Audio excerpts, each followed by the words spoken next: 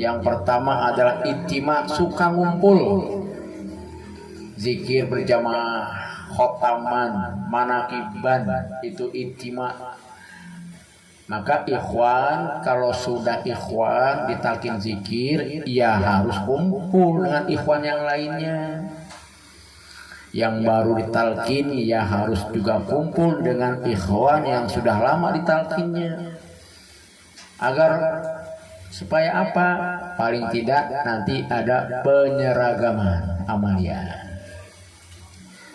Dan dijauhkan dari modifikasi amalia.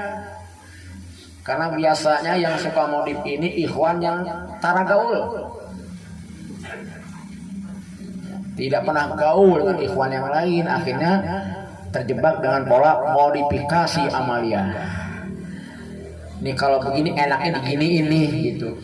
Padahal itu sudah baku, tidak bisa dimodifikasi lagi. Nah, itimah kumpul dengan ikhwan ke ngabako asik kan, saatnya ngopi bareng gitu ya, tong dilarang gitu, ngabako gitu, adu bako itu al-istima. Dan kita itu diajar guru untuk istima, mendengarkan dengan seksama. Bahasa kita bukan mendengarkan saja, mendengarkan dengan seksama, memperhatikan, mendengarkan al-istima itu. Dimana ketika amaliyah kita dimulai dari maghrib berjamaah saja sudah diajar istima, sampai kepada manakib, dari mulai pembawa acara, kemudian qiraatul Quran, tanbih, tawasul, kemudian mangkobah dan doanya, sampai kepada hikmat ilmiah diajar istima, mendengar dengan seksama. Kita punya mulut satu, telinga dua, artinya harus banyak mendengar daripada berbicara. Diajar tuh al-istima. Yang ketiga al-ittiba, ikut. Di dalam manakib ini banyak sekali orang-orang yang bisa kita jadi contoh, dicontoh. Kadang-kadang dina amaliyahnya, kadang-kadang itu dari kesabarannya, dari pengorbanannya, dari khidmatnya. Banyak hal yang bisa kita contoh, dan ini tidak bisa kita ambil dari yang non-ikhwan. Karena untuk penyeragaman amal itu kan dibutuhkan juga penyeragaman kebiasaan. Betul ya Pak ya? Iya. Penyeragaman amal itu harus juga diikuti dengan penyeragaman kebiasaan. Bagaimana kita ini harus mengamalkan, tapi juga harus bekerja. Kan itu kita lihat dari ikhwan yang lain, dia bisa kok beramal dengan sungguh-sungguh tapi sukses pekerjaannya. Betul ya? Jadi contoh ittiba oleh kita. Dia bisa kok siangnya sibuk kayak apapun, malamnya bisa tahajud. Bisa. Jadilah ittiba. Dia bisa punya banyak kemampuan, tetapi kemampuannya itu semuanya untuk kemaslahatan, baik itu ikhwan atau non ikhwan, ittiba lagi. Dan ini tidak bisa kita ikuti dengan orang yang tidak beramal seperti kita. Maka di manakib inilah kita ittima, di manakib ini kita adalah istima, dan di manakib ini kita juga ittiba. Itu ittiba. Ya ustadz dengan ustadznya, pengusaha dengan pengusahanya, yang jomblo dengan jomblonya kalau ada. Kan gitu tuh. Dia jomblo tapi amalannya bagus, bisa ittiba gitu. Kan begitu kan? Duda dengan duda, ulah ingat yang janda mah atau repot. Nah, itu. gitu ya. Ittiba itu. Maka di dalam tarekat kita itu ada adab yang harus kita jaga sesama ikhwan, karena ikhwan ini adalah nikmat yang Allah anugerahkan. Di dalam Al-Anfal itu disebutkan, lau anfaqta ma fil ardi ma allafta baina qulubihim walakin Allah allafa bainahum. Hebat itu. Kata Allah, lau anfaqta, kalau engkau itu menginfakkan seluruh hartamu, mafil ardi, seluruh sebanyak bumi, ma'alafta baina qulubihim, engkau tidak akan mampu menyatukan hati-hati mereka, walakin Allah allafa bainahum, tapi Allah lah yang menyatukan hati-hati mereka dengan kalimat la ilaha illallah. Bayangkan ya. Wah, kalau kita rusak rugi. Kita talqin zikir, punya guru, punya mursyid, kita ikhwan, harus dijaga ukhuwah keikhwanan kita. Bagaimana caranya? Yang pertama, yang harus kita benar jaga dan kuat kita pegang. Seberat apapun itu, yang pertama adalah hifzu hurmatihim wala yaktab zahiran aw ghaiban. Yang pertama adalah menjaga kehormatan antar ikhwan. Jangan menggibah mereka, baik orangnya ada maupun tidak ada. Menjaga kehormatan. Terkadang kita manakib beres jam 10, bubar jam 2, jam 11, jam 12, jam 1 gibah. Gibah ikhwan. Manakibnya 2 jam, gibahnya 3 jam. Padahal yang harus kita jaga ini adalah hifzu hurmatihim, saling menjaga kehormatan ikhwan, kecuali memang untuk mencari solusi. Itu mah boleh. Ada masalah didiskusikan agar ada solusi. Itu mah boleh. Gibah yang dibolehkan. Selama itu untuk mencari solusi. Lebih baik lagi di tengah kita ada sosok orang yang bisa kita jadikan panutan. Misalnya ada satu sepuh yang bijaksana, kita sampaikan ada masalah ini antar ikhwan, kan ada solusinya. Itu yang tidak boleh, itu kan gibah tanpa solusi untuk menjatuhkan orang lain. Itu yang pertama, tidak boleh menggibah baik itu hadir maupun goibnya, tidak adanya.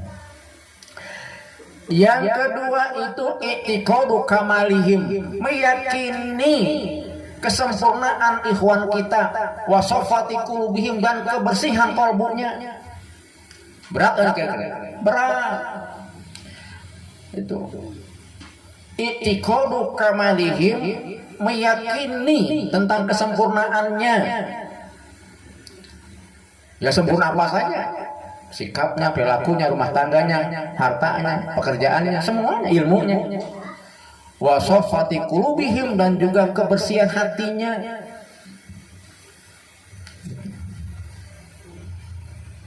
Meyakini. Sehingga kita itu diajar bagaimana berbaik sangka kepada sesama ikhwan. Husnuzon, berbaik sangka kepada ikhwan. Apapun yang diucapkan itu, termasuk yang mungkin itu berpotensi menyakiti hati, anggap itu bercanda. Hei, tidak serius. Asik kan? Asik. Sesungguhnya orang yang sakit hati itu beban hidupnya berat. Maka kedepankan itu meyakini kesempurnaannya dan juga kesucian, kebersihan kalbunya. Itu yang kedua. Paling tidak agar ikhwan kita tetap terjaga. Ini barang mahal ini. Barang mahal ini. Itu. Wah, sulit.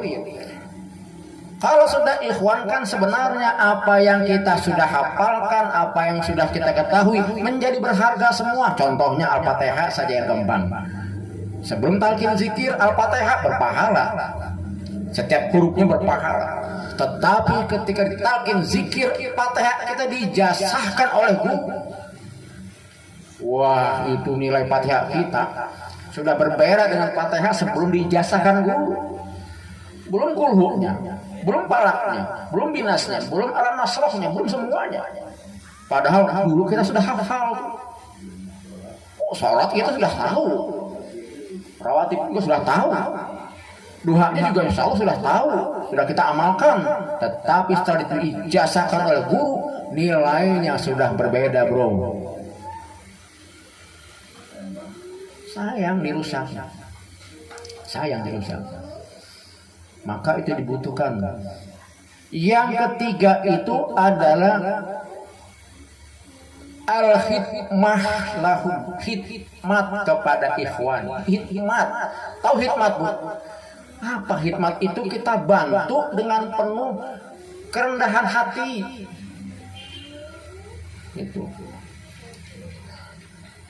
yang punya manakib datangan ikhwan, kemudian ada sifat hikmat dalam dirinya, maka siapapun yang menginjakkan rumah ini, dia akan merasa berterima kasih rumahnya tadi datangi.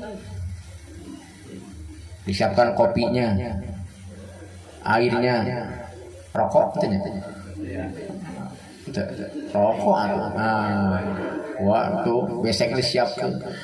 Karena hikmat kepada para ikhwan yang datang. Kenapa demikian? Nanti ini karpet ini jadi saksi di yaumil kiamah telah diinjak oleh orang-orang soleh dan ahli zikir. Nah, kalau saya dipakai itu jadi saksi di yaumil kiamah, dipakai untuk minum orang yang ahli zikir. Semuanya, kipas anginnya, apalagi semuanya jadi saksi. Maka tuan rumah ketika datang ikhwan ada kebahagiaan tersendiri. Kenapa demikian? Karena hikmat. Coba kalau sebaliknya datang ikhwan, si eta datang deui. Coba. Benar tak? Orang mah eta datang mah cangkel orang pokona mah itu sudah begitu. Karena tidak didasari oleh rasa hikmat kepada ikhwan. Kalau hikmat mah indah semuanya, bahkan kalau sudah biasa hadir nggak hadir, kehilangan kita. Pokoknya kita tuan rumah kalau manakib mau datang banyak sedikit, pokoknya masak yang banyak. Benar bu. Tidak lagi lihat cuaca, hujan ya. Mau datang sekali ikhwan ini, terus telurna setengah kilo lah. Kenapa? Lihat langit mendung. Rek hujan ya, mau datang. Pas masak telur setengah kilo, ya rakam. Bingung deh tadi. Pokoknya mah rek datang rek nanti masak pokoknya mah. Sampai nggak datang pun itu rezeki tetangga. Ya segitu masak.